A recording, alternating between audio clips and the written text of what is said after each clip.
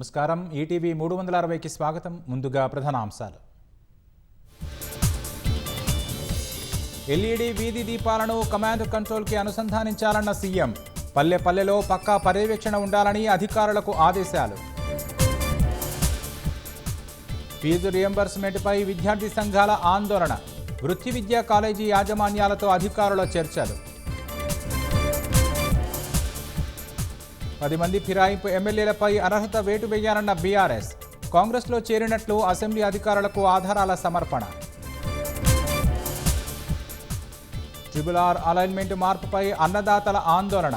పేదల భూముల్ని కొల్లగొట్టడం సరికాదన్న హరీష్ రావు. వక్ఫ్ చట్టంపై స్టే ఇచ్చేందుకు నిరాకరించిన సుప్రీంకోర్టు. 3 నిబంధనలను తాత్కాలికంగా నిలిపేస్తూ ఆదేశం. చొరబాటుదారులను కాపాడేందుకే విపక్షాలు యత్నిస్తున్నాయన్న ప్రధాని. ఓటు బ్యాంకు రాజకీయాలు మానుకోవాలని సూచన. జార్ఖండ్లో మావోయిస్టులకు గట్టి ఎదురుదెబ్బ. హజారీబాగ్ ఎన్కౌంటర్లో కేంద్ర కమిటీలోని 3 కీలక నేతలు మృతి. వాణిజ్య ఒప్పందంపై రేపటి నుంచి భారత్ అమెరికా చర్చలు.